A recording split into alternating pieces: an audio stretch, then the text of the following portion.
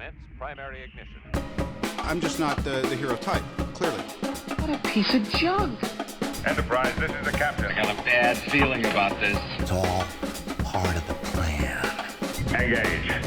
Welcome back to Podcast 2 for 1. I'm your host, Donovan Thompson, with my co-host, Daniel Wingfield. And we are talking about Godzilla versus Kong today. Daniel, do you feel like you have to enunciate every syllable of your name, like so people understand it, or could you do it differently?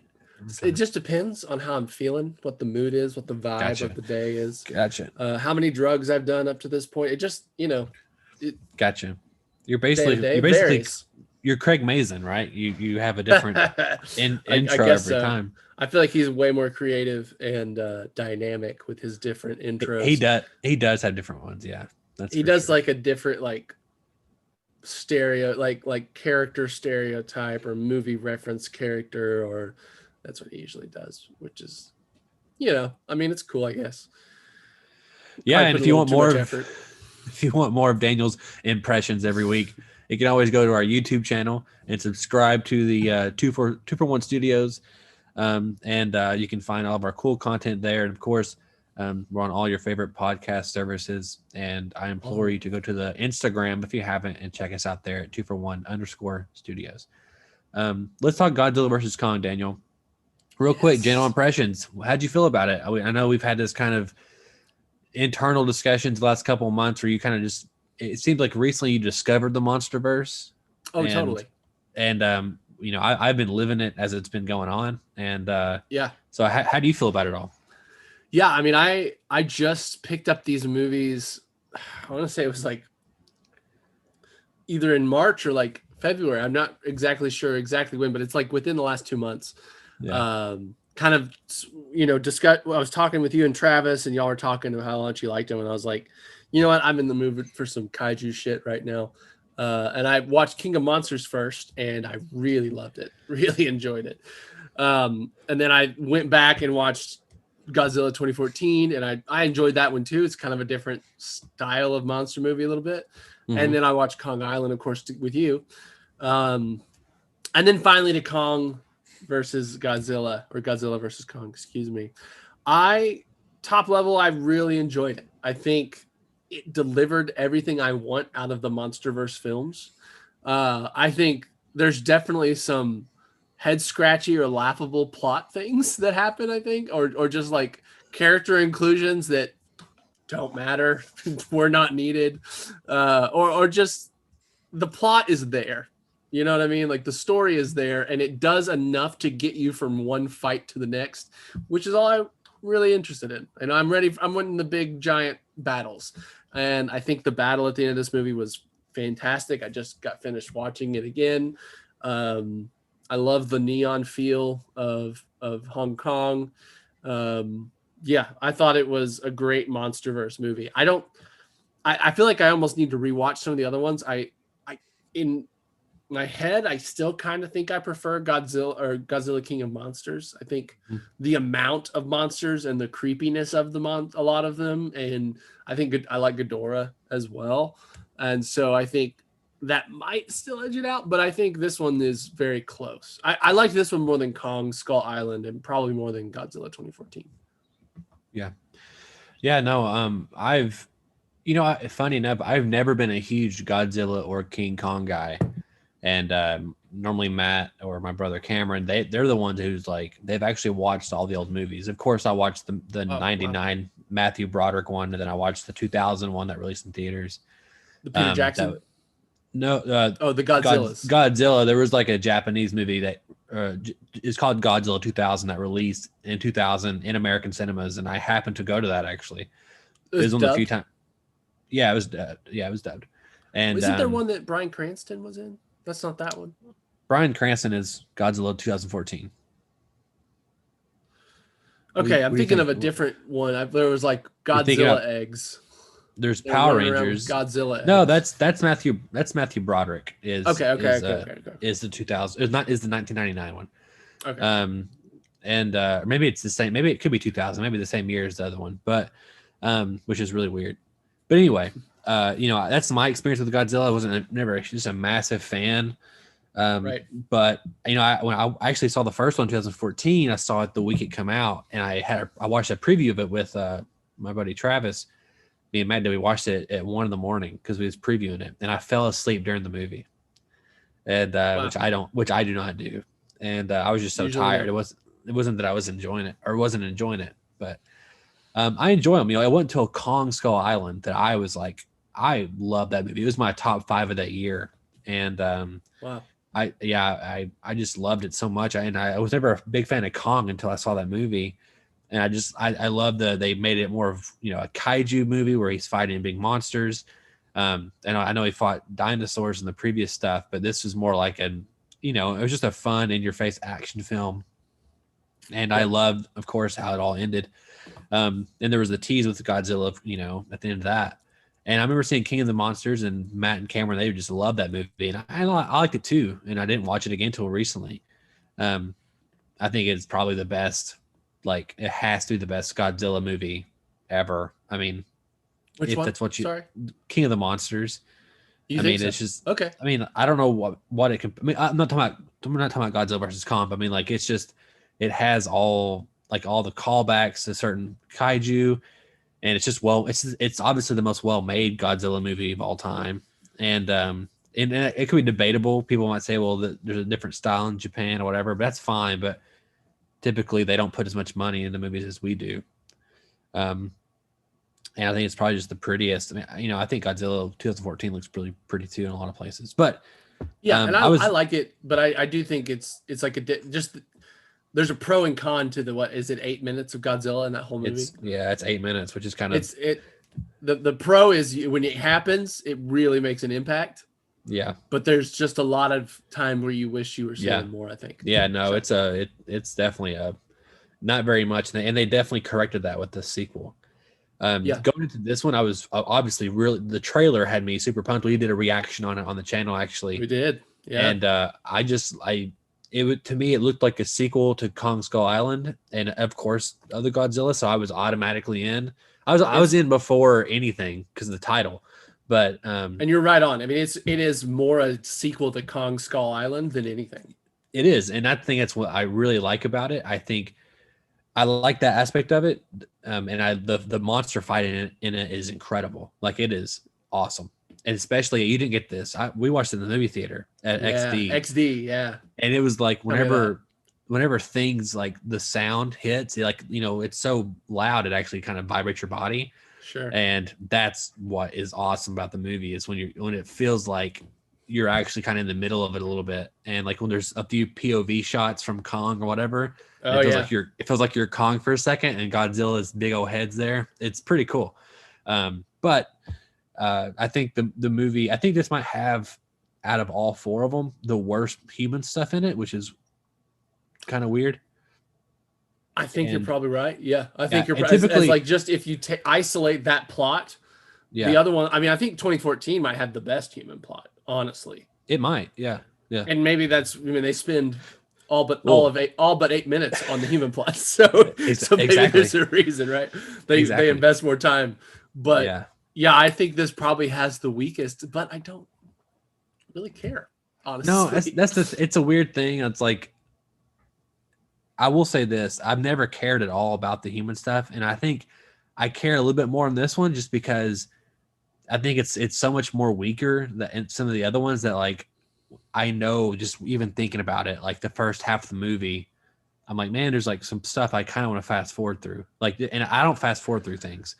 And I think the big stuff is just that the plot really isn't necessary. Like, you could argue none of them are necessary, but at least you were tracking with characters that had like emotional stakes involved.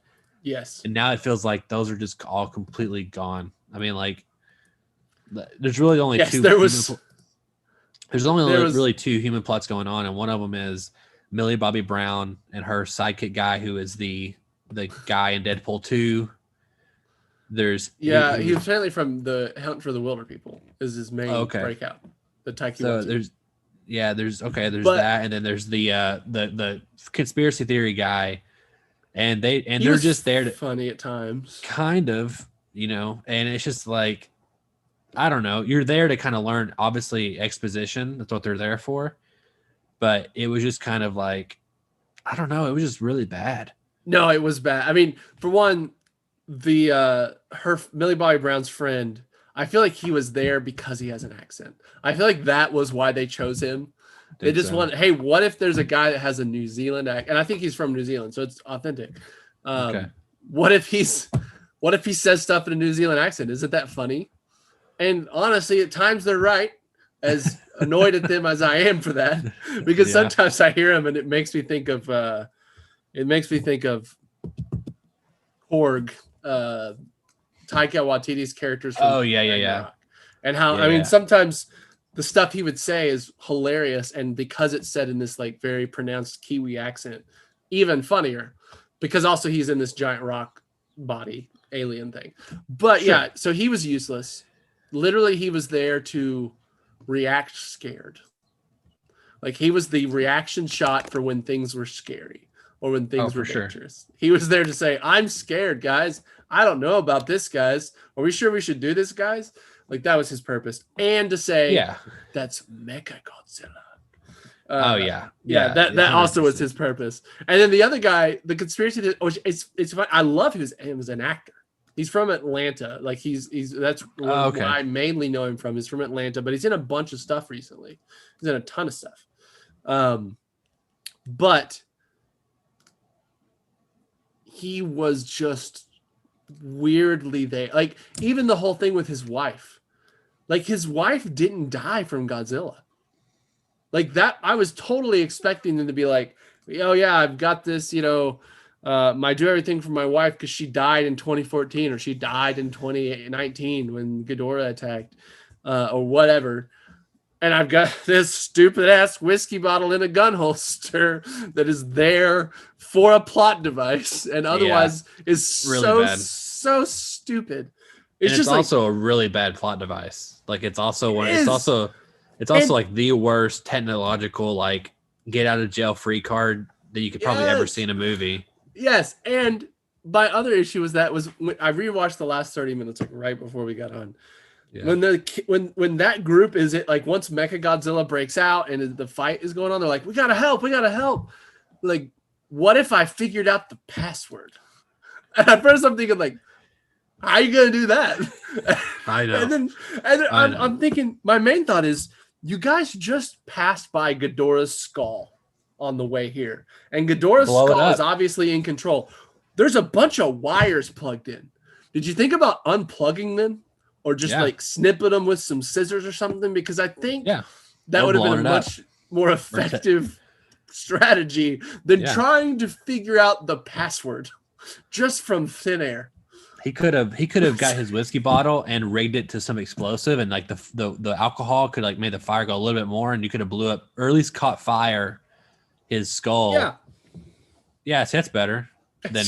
And I was like, why did we have that scene? Better. I mean, they walk in, they're like, oh, it's Ghidorah's skull, and then you piece together that like it's like helping with the connect, the synapses connection to the whatever it is. Which obviously right then, okay, well Ghidorah's going to take over at some point. Like that's obvious. And I'll say the plot through this whole movie is just plain obvious. Like as soon as things start happening, I predicted the entire thing. I was like, cool, I know exactly where all this is going. I mean, we knew a year ago what was going to happen. Look, we didn't know the mythology parts, but we did know a year ago they're going to fight. They're going to team up at the end. Like we knew that, the trailers didn't show it, but it was obvious. No, but like they again, for the uninitiated, a year ago people were spoiling that Mechagodzilla was in the movie. Oh, I wasn't aware of that. How did they know? Like toys and everything, like toys. Okay. Like I knew over a year ago actually, that Mechagodzilla. Well, I knew he was in it as well. I did. I mean, it was always the assumption they would team up at the end. Yeah, he's in the trailer. Also, he's in the first trailer. He literally. Well, they don't show him full on, right? No, they don't. They literally show like his underbelly at one point, but it's like obviously this red metal thing or metal with red dots on it. You're like, that's not Godzilla. Yes, exactly. But anyway, So I agree. The first third of Yes. the movie does not matter and is useless. And and speaking of Millie Bobby Brown, her dad character. yeah, he's an in amazing 3 scenes. actor, and they wasted him. 3 scenes. Yeah. And I will say, I did like the human plot of King of Monsters. I liked the whole I did too. pulled between her parents, like her mom feeling one way and her dad feeling the other, and then like being in a world conflict with this like kind of family conflict. And I liked the whole idea of her mom sacrificing, and like that was really compelling to me. Well, so she's repenting for her sins. That's what she's doing in that moment. Right. And I think I was kind of interested to see more of that, at least a little bit in this movie. And we got nothing of significance. No, like she never mentions her mom. Entire film. Yeah. No, I agree. It's literally like, I mean, other than the we see the human characters and we know their face or whatever, I would never have known that like they were the same characters, if not for the same actors. You know what I'm saying? Sure. Yeah. Like, totally. I mean, there's nothing that carries over is what I should say, that like informs you about the past. But except that Millie Bobby Brown's still obsessed with Godzilla. Yeah, and the guy's like, "Oh my God, you're his daughter." That's it. But no, it'd been much more interesting if he. Let's kind of go through. Bare bones. It's not that complicated. So basically, you have only like 3 storylines going on. You have one company, who has built a Mechagodzilla, and they need more power from it. Question. Yes. Why was that not fucking Robert Dance or whatever his name that played the antagonist in King of Monsters, who has a stinger at the end where he's taken one of Ghidorah's heads, right? Like that's the stinger, and then this random ass dude. No idea. And also, it's a little conflicting. Not to get off our general thing is if his goal is if he gets that skull and his goal is to like basically eradicate humans or at least put Titans back in power, then basically what they do in this movie is they're trying to make a monster that's in power by humans. They're trying to replace them as apex. They're wanting humans as apex predators again. He says it like a couple times. Yeah, and the name of their company is Apex.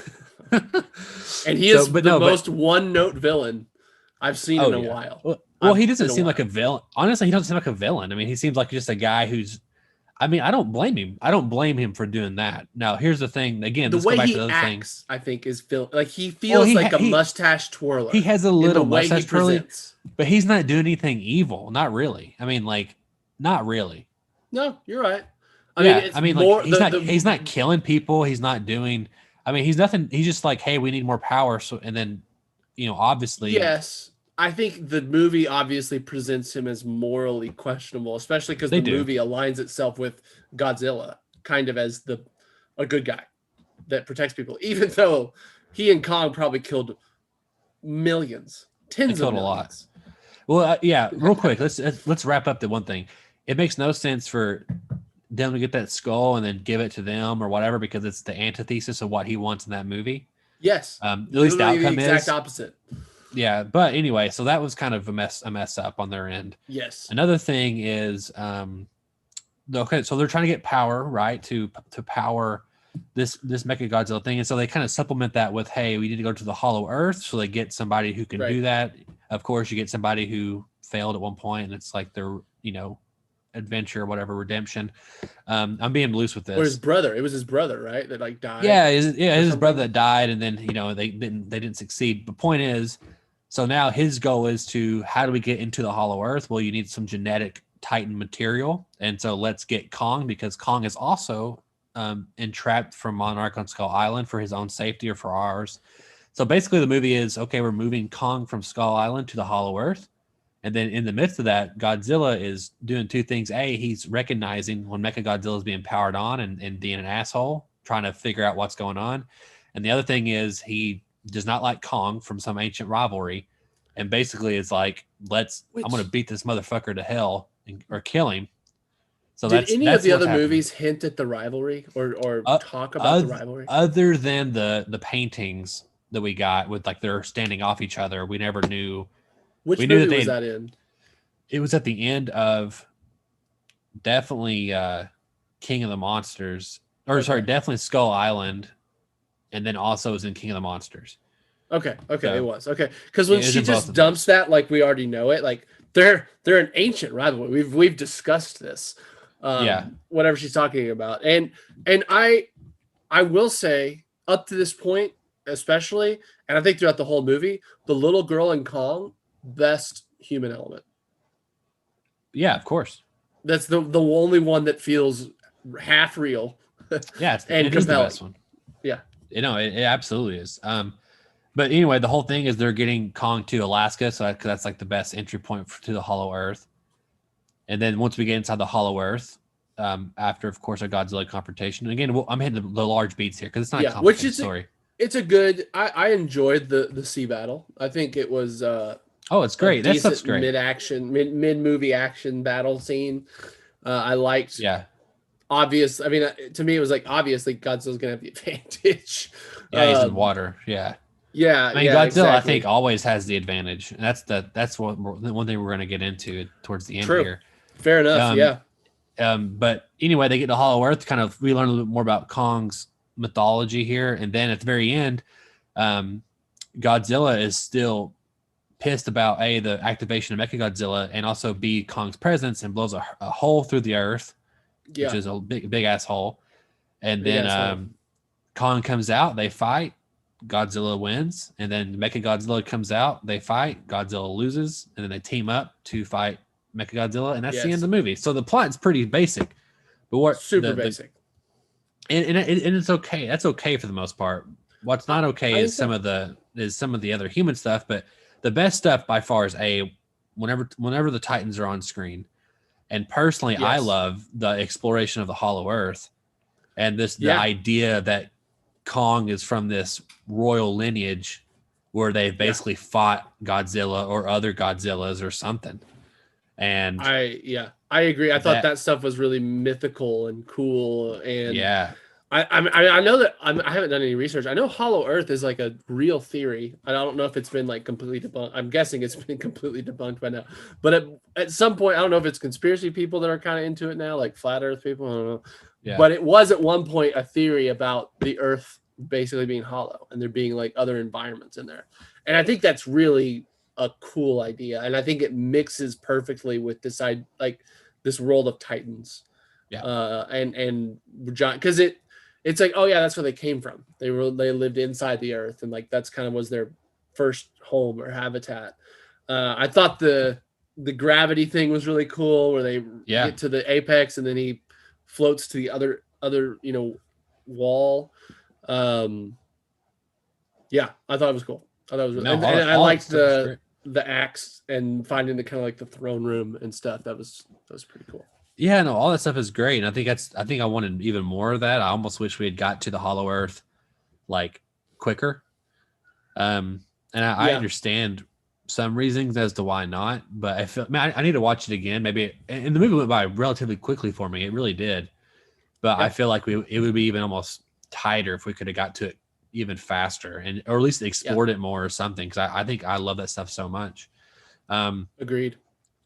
No, I think again, there's not a whole lot to say about it other than, one of the big questions is who would win, and the director said, "Hey, there will be a definitive answer." Yep. And of course, I wanted Kong to win just because I like that movie so much. Really? But I was never blind to the fact that if someone ever just said to me who would win, I'd say, God, how could Godzilla not win? Yes. I mean, he's got atomic breath. He's a giant, overpowered dinosaur versus a giant gorilla. Yeah, and they had to make Kong infinitely bigger than he's ever been before on screen to even match up to Godzilla's size. Which I think they rationalized that well enough with how they positioned Kong Skull Island as like, oh, he's still young. And this is 40 years ago or whatever. And that was on purpose. They were prepping for this. Yes. So, it was very smart. It was good thinking ahead. It was. And that's the thing, though, again, and even then, Godzilla or Kong needs an axe to combat an atomic breath. Yeah. So it's but that feels like that evens the odds a little bit. No, it does. I guess my point is that it makes sense that Godzilla wins because he 100%. he's OP compared to Kong. You know, if I Kong would've- could breathe out fire breath or something, then Godzilla would have no chance because Sure. Kong is smarter than Godzilla. I really think that. I don't know if he's. I think Godzilla's. I don't know if he's smarter. He's just. He's way more agile and way more like. He can do a lot. He has like opposable thumbs, and Godzilla does not. He can do a lot more in the world. Godzilla's kind of just T-Rexing around with his hands. Yeah. To be fair, Godzilla can communicate with humans. He has sign language. You talking about Kong? Yeah, sorry, I said Godzilla. Kong. That would have been hilarious at the final moment when Godzilla's like standing over Kong and he's got his chest and Kong like tries to sign home. It's like all Titans actually know the sign for home, but that's the only one. Yeah. You know what? Here's something I told Matt that at the end. Here's what I would have done to even make the ending more impactful. Of course, at the end, after Godzilla wins, Kong basically is almost dying. Like he's having cardiac arrest. He's almost. going like to die. Yeah, until he's they going do to the die. little ship. Yeah, and the whole movie is this idea of Kong finding home, and she says multiple times, like we're taking you home. We're doing this. The whole thing in Antarctica or wherever they were, and it's like your family might be down there. And I thought that was really cool. That like how he was like not going to go, and then like she's like, yeah, your family might be there, and he like sprints. I thought that was As soon as she said it, it was just like It's almost like I don't care if it's true or not. I got to find out. Yeah, and I thought it was great. No, it was. But here's the thing: at the very end, when she's signing to him, she's like, "He's not your enemy. Yeah, that's your enemy." You know, here's what I would have had her say. Like, she can say the enemy thing, whatever, but she should have said, "This is your home." Like the world is top of the world. Yeah, like everything, like maybe me and her, like if I'm her and he's Kong, this is your home. Like everything is. You can't let it all be destroyed, even if you're not on top anymore. To me, that'd been more impactful, and that would have been a better even one-liner. Or if he looked at her and if he looked at her and he signed to her, he pointed to them or pointed to the. If he had done it and it said home, and then went off, that would have been fucking cool. You know what I'm saying? Like, yes, they should more have. Impactful. They kind of left that thread hanging. Yeah. As far as there wasn't. I mean, they kind of. I guess they're like, he's home. When they're in Hollow Earth, they're like, yeah, he's home. This is home. It's his house or throne room or whatever. Yeah. And then that's kind of the end of that idea. Yeah. Through the rest of the movie. To be fair, Godzilla does a big giant hole and it destroys his home, like his lineage, his throne room. Yeah. Yeah. So I can see the anger from that. Also, you kind of wonder is the Hollow Earth in the middle of the Earth, or is it underneath Tokyo, not very far down? I don't know. I was also thinking like, there's only a roof and a floor. There's not sides with Earth on it either. But if it's a hollow Earth, wouldn't it be a sphere? That's what I would think. Yeah, the geography of Hollow Earth is unclear. It's there. Maybe it's like a different dimension once you get down there, and they can do whatever they want. I don't know. Sure, that's one thing I think I needed. I needed to see them go through a wormhole whenever. Well, they kind of did. They didn't really show that. They didn't really show them going like Godzilla or Kong going through a wormhole, like through the big Godzilla hole. No, it seemed like they got out of that way easier than they got in. It seemed like he just ran up the hole a few miles and come out. They had to go through that like barrier, like that gravity shit thing. Yeah, I assume the Hollow Earth is pretty far down to the center of the Earth. I could be wrong. I would assume so. Yeah. So it would take him a lot longer than. In fact, I would assume it's the center of the Earth, like it's the direct center. That's what I thought. So it's like, anyway, it's just a little science stuff there that just kind of makes it kind of feel weird. Yeah, I mean, it's obvious they weren't concerned. And honestly, the movie, for what it is trying to deliver, it delivers without that. It does. You know what I'm saying? And like. The 30, like I literally was like, I was like 11. We were trying to start 11:30. I was like, I'm gonna watch the last 30 minutes, and almost exactly at 30 minutes left is Kong coming out of the hole to fight Godzilla, and that last 30 minutes is just awesome action. And that It last is. 30 minutes is the point of the movie. Like literally everything else It is. just was getting there. Like we just need to get to that moment. I don't care how we do it, but once we're there, we're good. And honestly, they're kind of right. Because like once I'm there, I'm like, let's go. I'm like, this is what I wanted when I hit play on this movie. This 30 minutes is what I came for.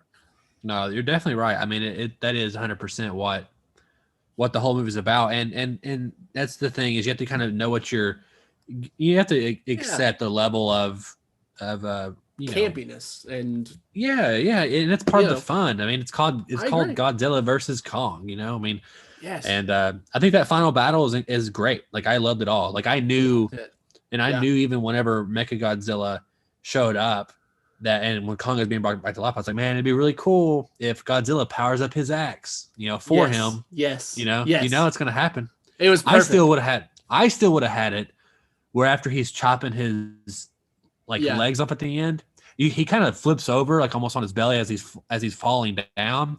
Yeah. In that moment, as he's falling over, since Godzilla's on his back, I would have had Godzilla blow him with atomic breath. Like again, I would have had Godzilla involved in the final kill. Agreed. Yeah, me too.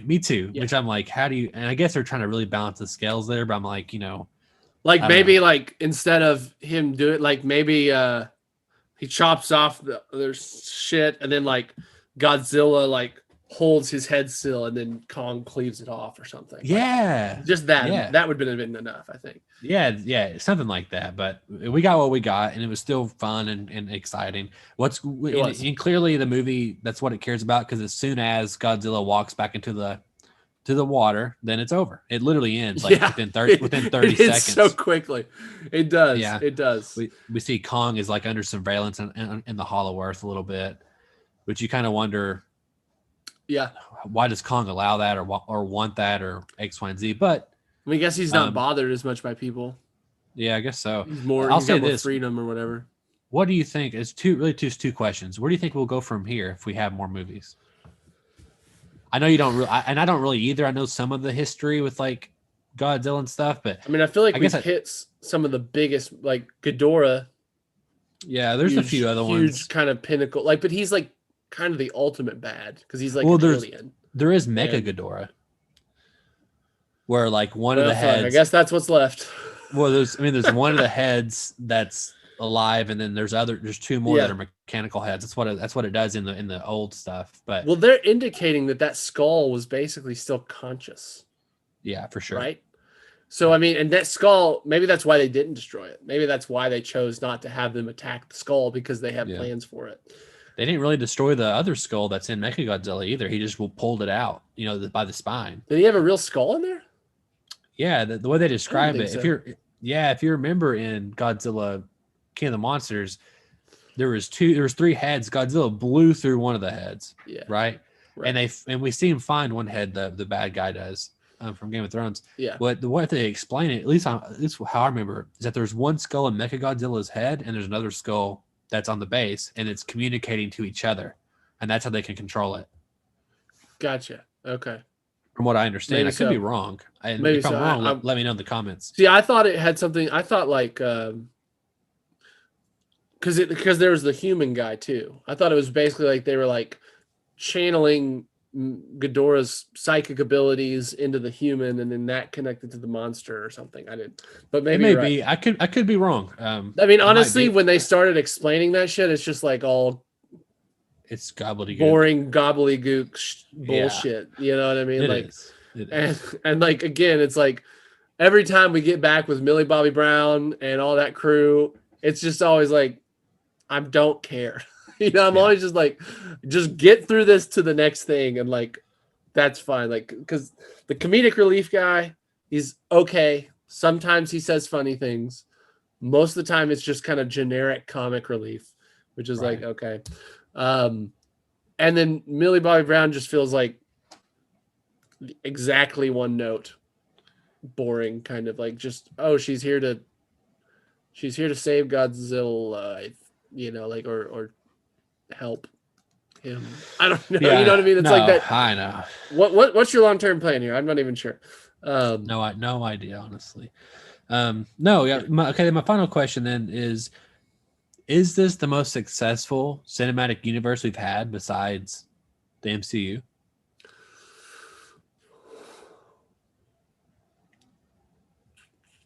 I mean, I would think maybe in terms of box office success, it's probably pretty close. Like continued box office success. I want to talk more about like general audience acceptance. Because if we talk box office, and you can put DCEU in there, but I don't think that's part of the conversation. True. I think, true. You know, I think like just people are like, yeah, this is fun. We're all in agreement that this is a fun thing to have around, and we're all kind of aware of its imperfections, and like no one's going into this expecting Oscar performances or Christopher Nolan stories, right? Yeah. Like we're expecting serviceable characters, a serviceable story, and awesome monster fights. And I still think that's probably why King of Monsters is my favorite, because that's just like kind of constant monster fights. They almost don't stop, and I think that's really cool.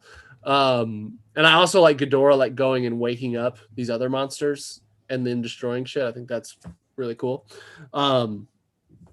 But I think it's definitely up there. I mean, like, I don't see a lot of people upset with what happens in these movies, or like it feels like there's definitely a less of a rabid fandom than in the MCU. Like, I mean, the MCU is just, it's full of plot threads that connect to each other and Easter eggs and like tiny hints. And so there's this level of like scrutiny that every one of those movies goes through at a fandom level that obviously I don't think these do. And I don't think they serve that sort of fandom or justify that kind of fandom. But it's just like, I mean, to me, they're kind of the perfect popcorn flick. Yeah. You know what I mean? Like, I just want a Coke, a bag of popcorn, and ideally a theater, and just chill out for the next 2 hours and watch monsters fight. And it's kind of like, this is what film can do in ways of like, we can see impossible things like two kaiju fighting in and through Kong, and you'll never be able to see that other than in a movie. You know what I mean? Like, experience like that. And so it's like, I feel like it's almost tapping the potential of the medium in that way, if that makes sense. Of like, we're going to a movie to be transported to a different version of Earth where there's these monsters, and it works. Yeah, I think there's a good argument for it being, and honestly, probably one of the most consistent of. I mean, maybe 2014 Godzilla is slightly an outlier there in just in terms of style of storytelling, but still in terms of like good monster fights, and I still enjoyed the movie. I feel like it's been pretty damn consistent. With all of its films. No, I can't really say much more than I think it's exactly what we kind of that I imagined whenever they were talking about this stuff almost 10 years ago now. I think it's the most successful just in terms of agreement. I'll say this, that a little addendum here is that the last thing I'll say is that this has kind of also been a good little testing point for theaters. During the pandemic, it's made almost $300 million already. That's already eclipsed its budget, right? Yeah, it's eclipsed its budget. Yeah, its budget was $200 million. It needs roughly, to me, to be successful, it needs to beat Kong Skull Island, which is about $566 million. But it's COVID, and I feel like that is a huge number for where the state of the world still. I mean, like, I got my first shot of my Pfizer vaccine, so I'm halfway to vaccination. I'm so excited to feel like I'm vaccinated and just be able to feel a lot more free and less, cautious. But most people aren't. I mean, like, the majority of the population of the U.S. and the world is not vaccinated. Yeah, no, so I understand that. To generate these to generate that box office, and that's worldwide, right? 300 mil. Yeah, and that's with HBO Max being available. Like, exactly. Yeah, and still having a easy to completely no hassle way to stream it at home. I think that's great. I think that No, that has I to do be think it's considered a great. success in terms of the context of the time. No, you're right. I'll backtrack a little bit. I think that right now it is undoubtedly a success. I think that for order for us to get more of these, it needs to crack about 500 million, and I think it's very possible. Is what I'm trying to get at. With the weekend, we're at 300 million. You know, you just like to go 3 weeks out and just chop it 50% each week. You're going to end up at least with 450. You know what I'm saying? So Yeah, but I think they have to be looking at sure the and that's HBO fine. Max numbers too, and Sure, saying, yeah, well, shit, if this wasn't COVID, what at least half of these people would have gone to the theater probably, right? Or Sure, a third, or however you want to, rationalize that. And so they're probably in their mind doing that math and saying like, I mean, these movies seem plenty profitable. And like I said, there's enough people getting what they want out of this franchise. I think it would be leaving money on the table for them to discontinue it, at least if they're able to match the quality continually. And I think they see that. I think again, they've got to be looking at those HBO Max numbers and factoring that into plans for the future, saying it's fucking COVID. A lot of movies this past year didn't make a dime, or completely just have lost, they didn't make any of their budget back or whatever. I wonder did Wonder Woman 1984 make budget back at box office? I doubt it. I honestly don't remember. I feel like it clocked in around the same. I think it clocked in total around almost 300 million total. Wide again. Yeah, total by the end of its whole run. I could be wrong. And so it might be a little under that, but honestly, that got kind of poor reviews, so that probably discouraged for sure viewers subsequently after it was released. And we were still and we still are kind of, but not really comparatively, but we were really in this. People were dying at a bad. It felt way different in December, even worse rate than they are now. 100%. Oh yeah, The only thing I'll add before we get off is the only thing that would stop them, I think, from continuing on is they had a deal with Toho, which is the people who own the rights to Godzilla in Japan. They had a deal with them up to 2020, and then of course they got pushed back because of COVID, because it's supposed to come out last year. So unless they can get that deal renewed, which I don't know why they wouldn't. And part of it may be like, we don't like what you did with our characters. So, because even then, people in Japan have had issues with 2014 Godzilla, King of the Monster Godzilla. Well, 2014 makes sense because that was vastly different than any of their kind of original yes and no usages of the character. I feel like just like the 8-minute thing, I'm sure was not great for them. Well, I think it was more of his visual appearance that was kind of bothering them more than anything. Which I don't know how they could be upset with it comparatively, but anyway, that would be what are the box office numbers right now in Japan for Godzilla versus Kong? I don't know yet actually. Okay. And Japan actually doesn't really do like huge gigantic numbers for movies, just in general. Sure. Typically they really don't. Not more compared to China probably. China does a lot, but then also China, I think, and I could be just totally off base, that movie like this won't do as well in China because it's a Japan-based property. And China and Japan just don't like each other. They really don't. But it does happen in Hong Kong. Sure. Hey, and that was deliberate, like it was on purpose for that reason. But that's my point, is that I don't know. And we'll have to see what happens. Anyway, Daniel, I had a good time with it. I thought it was fun. And I watched the ending. As soon as we finished it, come back home and we watched the last 30 minutes again at home. Now I watched it again last night. So of course there's repeat value there. Yeah. I think if you enjoyed any of the movies prior I think you'll enjoy this. I don't think there's anything in this that is wildly off base than anything we've gotten so far. Yeah. Some things are weaker, some things are better, but overall it's kind of the general same level of quality of the package, in my opinion. I agree. How can our listeners write into us, Daniel? You can write into bit.ly/2for1mail. There you can let me know how you felt about Godzilla versus Kong. If you feel like it's the better of the or how you feel like it ranks within the other Monsterverse films. Did you agree with Godzilla winning? Because I personally did. And I thought Kong was always destined to lose, and it would have been unsatisfying if he had won. Yes. So let us know. Did you like the movie? What do you think the franchise will go with next? And I really liked that question Donovan brought up. Is this the best universe movie universe other than the MCU that we have right now. It's honestly hard to think of a lot of others, and so maybe we're not thinking of some that are strong contenders. So that's because they didn't. Sorry, go ahead. That's because they didn't succeed. That's why. True, but maybe we're just not remembering. Well, anyway, bit.ly/241mail. And of course, if you haven't, again, go to that subscribe button on our YouTube channel, youtube.com/241studios, and subscribe. Hit the notification bell. That way you have to know all future content that we produce at 241 Studios. And we have some cool stuff around the corner. And I implore you to go check it out and show your love and support. Hey, Daniel, I'm glad we talked about it. I know our next episode, we are reuniting with Dr. Bruce Hutchinson to talk The Bourne Identity. Yeah. We're going to discuss it and break it down on a script level. So it'd be a good one to look out for. I think the end of this week will be out, actually. So we have some good stuff around the corner that's keeping up with all your cool nerdy content that you love from us. Yeah. Anyway, my name is Donovan Thompson. I'm Daniel Wingfield.